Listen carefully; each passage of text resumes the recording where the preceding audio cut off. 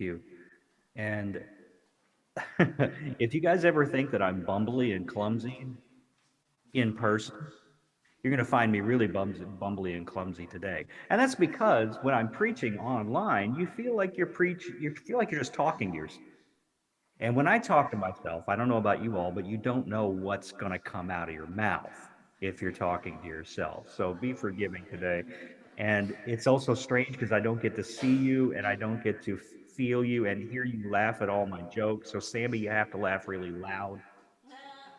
Ah, I heard you. Okay. On it. She's on it. I hear it. All right. Today we saw a little glimpse of how difficult it might be to follow a star. If you ever thought about that, how do you follow a star? Have you ever tried to chase a star, try to follow a star? If you do, pick out a star in the sky and say, well, I'm going to follow that star, you're just going to walk for a really long way. And if you've ever gotten outside of your house, just looked straight up and thought, which star is right over my house? It's kind of hard to say. And so we wonder sometimes how this worked. And there have been people try to come up with all kinds of reasons for how this might have worked, everything from shooting stars to meteors to gas clouds to even UFOs. That there was a UFO that the Magi were chasing. But either way, they do. They what gets recorded as following a star, whatever that means, that's what they do. And they follow it and they come to Jerusalem, which is not far from Bethlehem, and that's where they end up first. And they say a king is born.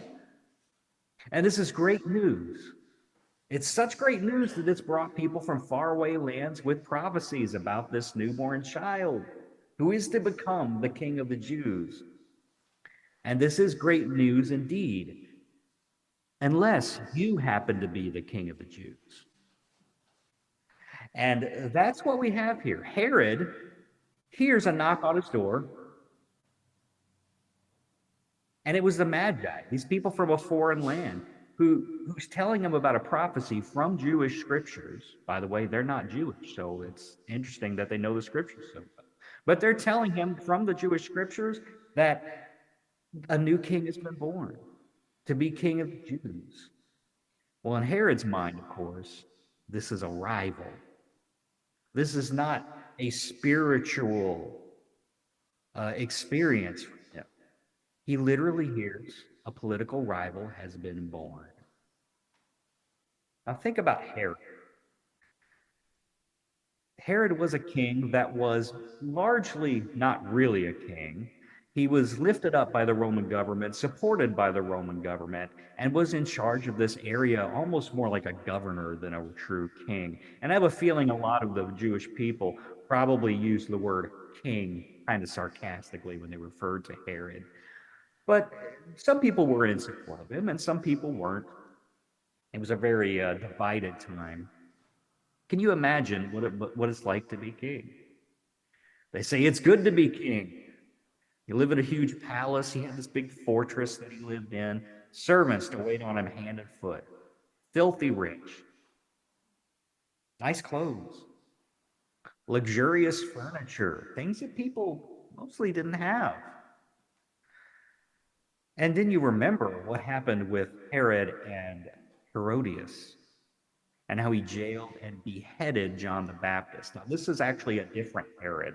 The Herod from this story today is Herod the Great, Herod the First, and his son.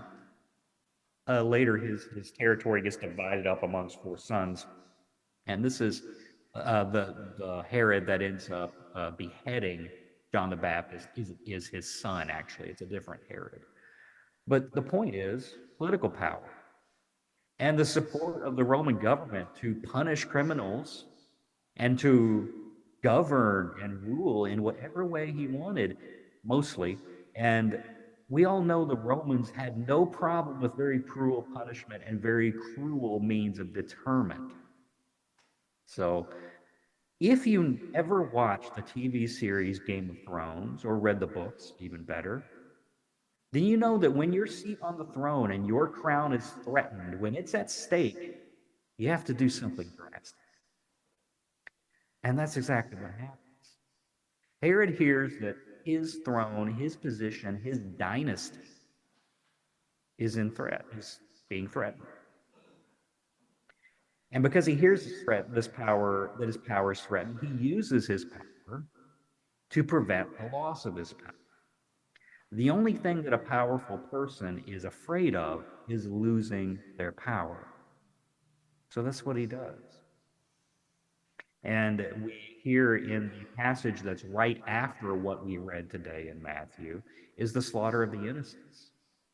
And that's when Herod sends troops down to the Bethlehem area and orders them to kill every child under the age of 2. Some translations say boy, and some translations say all children, because it's in Greek. It's hard to tell which one they mean, if they mean boys or just all children altogether. This is a story that is, according to historians, there's no extra biblical proof of this story, although there was a lot of recordings of what Herod did by the Jewish historian Josephus. But Josephus did not record this particular story. That doesn't mean that it didn't happen, because Bethlehem was actually a small area. There may have been only 10 or 12 children under the age of 12 in this area, which is still a lot of children to be slaughtered, obviously, but it makes sense that perhaps Josephus did not record this. So it's something interesting that historians debate back and forth. Well, what I find interesting about the story, and we mentioned it a couple of weeks ago in Luke's gospel and Luke's telling of the birth of Jesus, but the fact that the good news here is not heard as good news. Herod hears the good news, the gospel, but it's not good news to him. And, for people in power, the good news of the gospel isn't good news because it threatens their power, because it asks us to be humble. It asks us to be giving. It asks us to give of ourselves and empty ourselves of our power.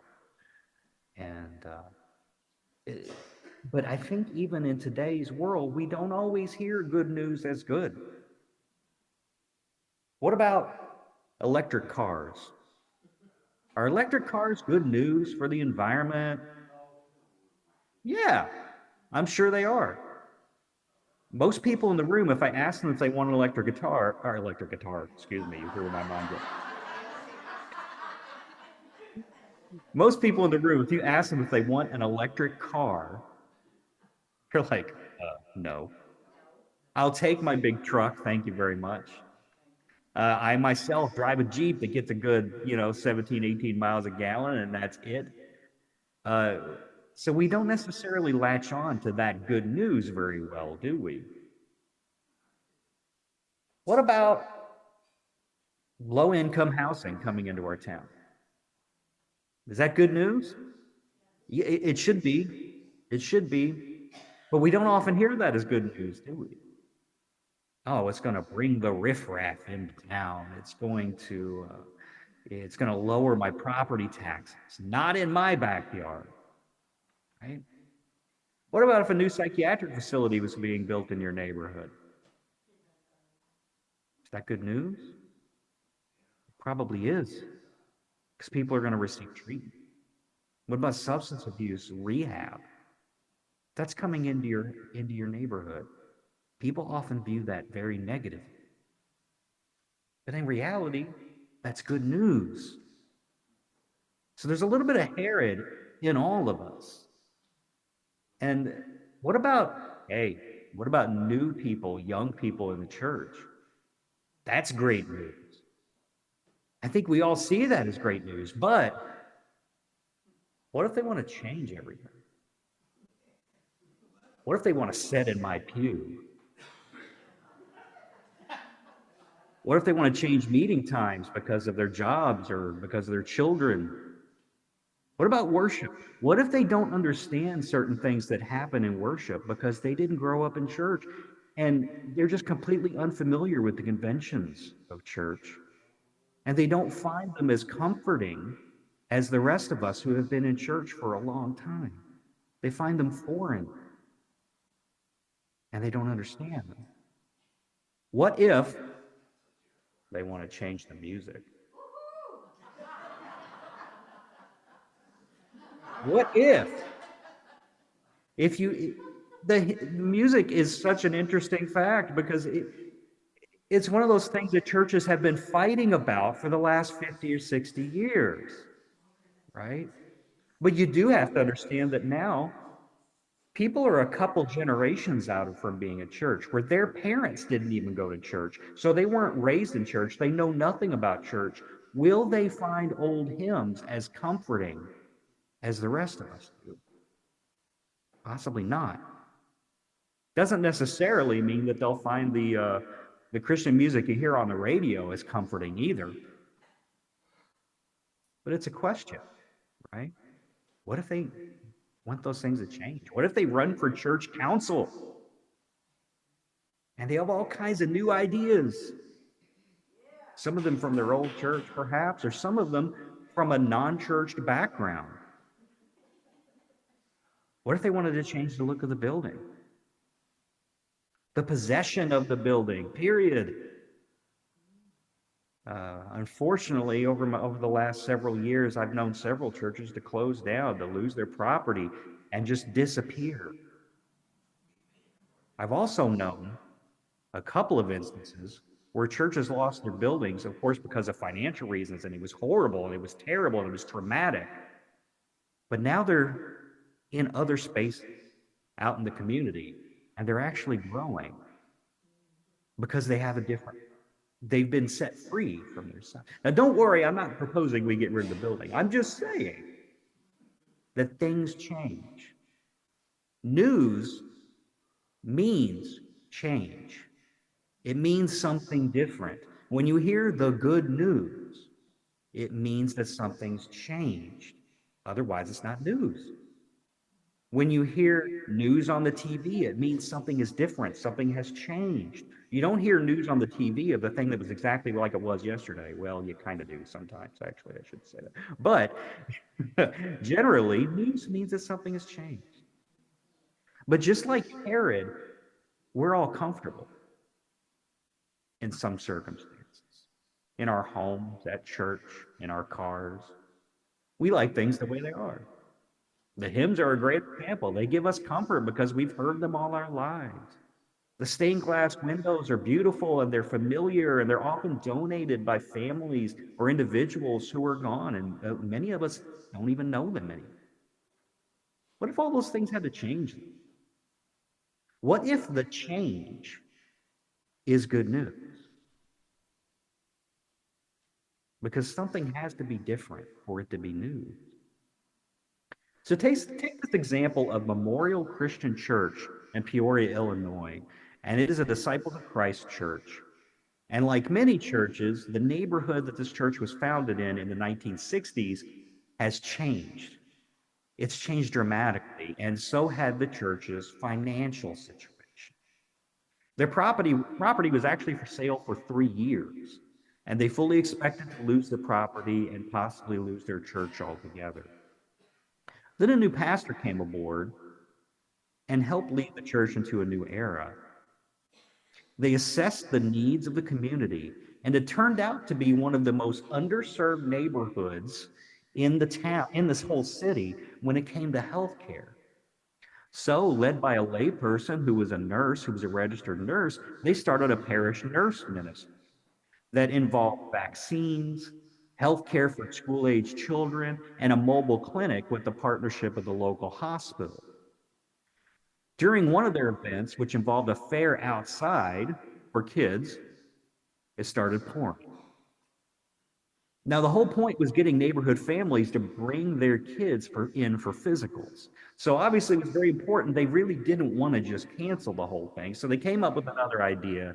And instead of canceling the event, they decided to drag everything into the sanctuary and move all the pews. And I don't know if you have this picture, Matt, if you can put it up. I think I sent it to you.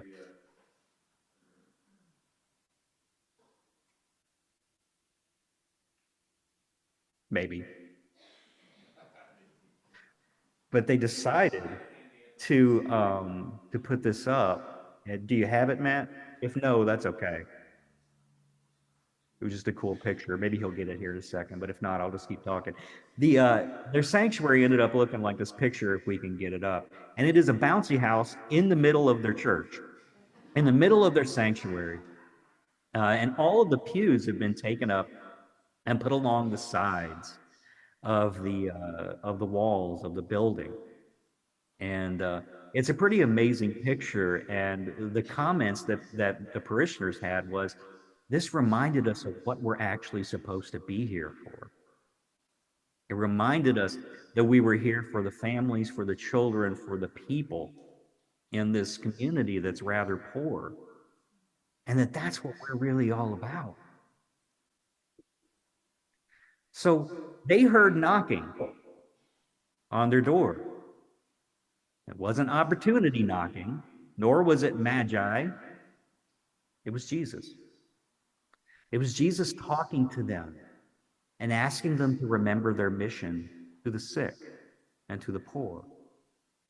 In an attempt to save their church, they became a mission to the community instead. And when they became a mission, they found themselves in church again. Oh, there's that picture. You put that picture up if you want to.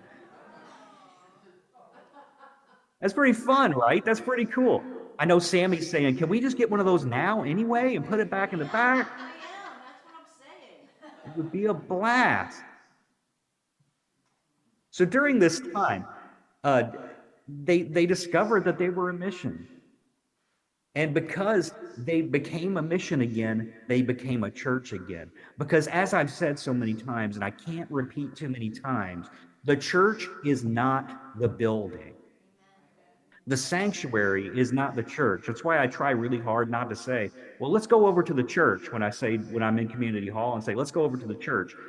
No, that's the sanctuary. The building is a sanctuary. You are the church. But we often have to be reminded of that. And, how about this right here?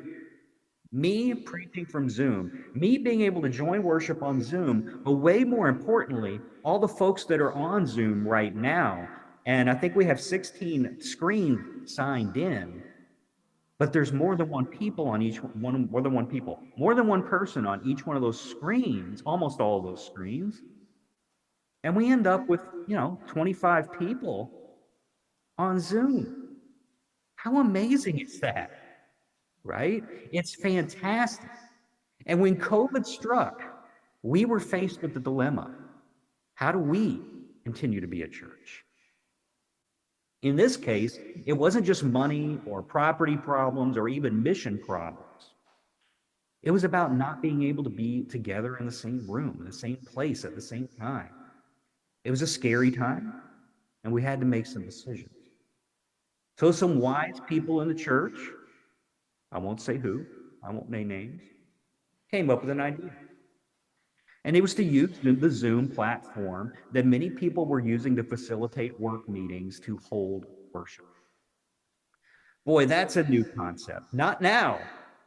But if you can go back 4 years, it was a very, very new concept. This was an interactive situation, not just live streaming something. And although I don't remember who, and again, I wouldn't name names, I might have been one of them. Not everybody was ready to jump on board with something like that. I'm sure that not everybody loved the idea. Won't it feel weird not to be in the room together? What about communion? If there's no one there to physically bless the bread and the juice, how would we do it? How would we do music? How would we pass the plate, etc., etc., etc.? And it was a big ask for everyone, no matter your skill level with computers, to figure out how to use Zoom. It really was an enormous task, but this church raved for that challenge. We had to change. We had to do something and change in order to carry out Jesus's mission of worship and of being community. So we heard the knock. and we open the door. And that door has allowed people to continue worshiping even after COVID when they're unable to be there in person. And that's not just trying to survive, that's changing things due to the news. It wasn't just that we were trying to survive. Look at the good news that it is now. Look at how we're able to interact and able to expand our community and expand the Word of God through Zoom. So we don't know exactly who these wise men or magi were. We don't know exactly how many of them. The scripture doesn't actually tell us. They just tell us that they bring three gifts. So everybody makes this assumption that there was three of them: gold, frankincense, and myrrh. There are three gifts. We don't know how many of them there were. We don't know if they were really wise, and we don't know if they were even men. We do know that they were people that was paying attention to what was going on around them. They listened, they watched, and they were vigilant of the divine activity in the world and what it was trying to say. And then they acted on it, and they stuck to it. And they were defiant in regards to good news that they were bringing with them. Herod, if you remember, ordered them to come back to him. We read there in the last verse that they defy that word. Herod says, "Come back and tell me where you find the child so I can go pay homage to him." Well, paying homage to the new child actually meant that he was going to remove the threat to his rule and to his dynasty, plain and simple. The Magi saved Jesus because they defied Herod's order to report back to him. And instead, Joseph ended up having a dream after they left that revealed Herod's plan, and he was able to get the heck out of Dodge and take the family to Egypt to avoid the slaughter of the innocents. The Magi trusted the good news. Do we always trust in good news? Sometimes good news doesn't seem so good. But we have to let the gospel surprise us sometimes. Good news is still happening. It's still here. And if we aren't willing to follow a star into an unknown place, then we won't be able to carry the gospel. Amen.